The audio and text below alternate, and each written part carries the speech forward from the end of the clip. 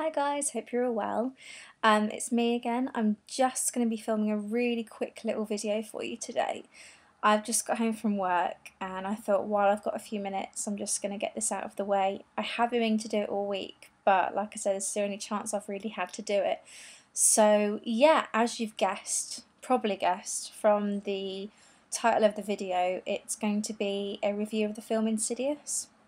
Now, I went to go see this Sunday just gone with my boyfriend Sean and my friend Mel, and yeah, we had a really good time. I am a horror movie nut. I love horror movies from like the 1920s and all the way up till now. And I'm not gonna, it takes a lot to kind of freak me out and make me jump. Um, And this film definitely did that. So straight away off the bat, it gets a thumbs up from me just for making me jump and for squealing and wanting to like cover my face and stuff. So first and foremost, it's a freaky film. It has you on the edge of your seat. It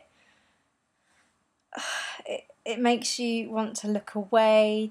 You go all a bit squeamy. It's a really clever film. Yeah, and like I said, I love horror films in general, and my expectations for horror film are usually pretty high.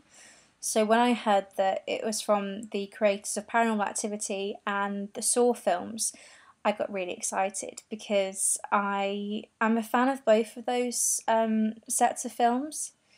I know that a lot of the time they're kind of love or hate. But yeah, I thought that's a really interesting combination. Like the two of those together into the one film, I thought would be pretty interesting. And I was right. The culmination of the two creators of those two films together on this film, it makes a really entertaining, entertaining watching. I'll put it that way. Yeah, it's. I think most people know the story by now. It's about a family that move into a new home, and the son, falls into a coma, and there's no explanation why. They can't figure it out, and they get him home, and weird things start happening. They can't explain it.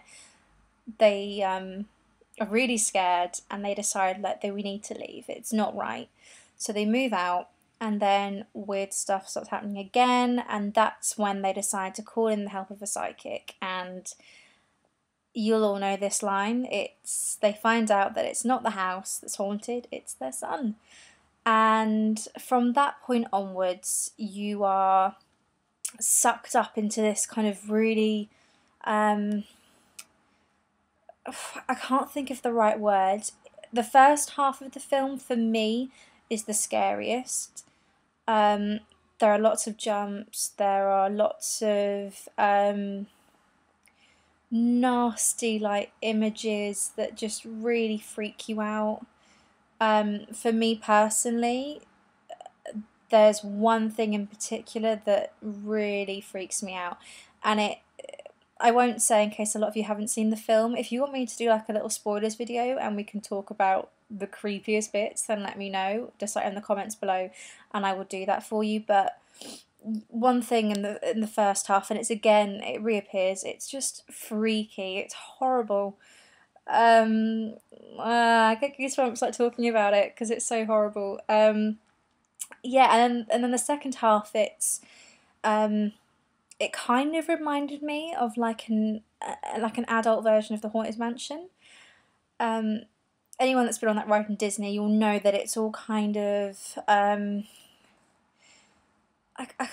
can't pinpoint it. Like, I know in my head, if you've been on the ride of the Haunted Mansion, you'll know what I'm trying to get at.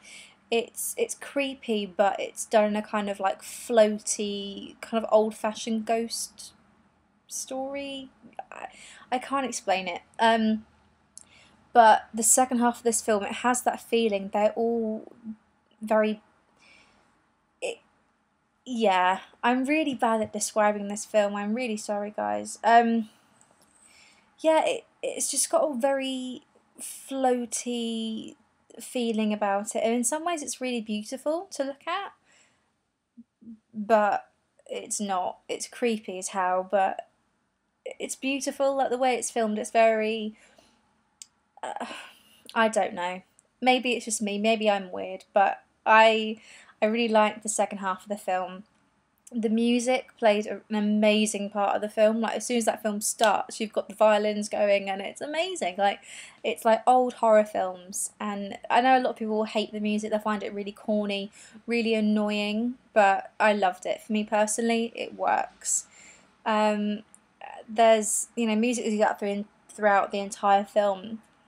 There's one song in particular that just I cannot listen to now out of context and not feel myself reverting back to the scene in the film. You'll know it when you've seen the film. If you have seen the film, you know what bit I'm talking about.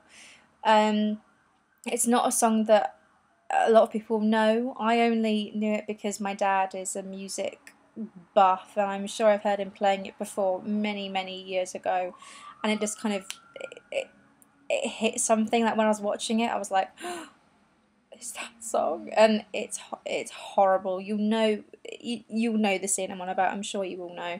If you haven't seen the film, watch out for this scene.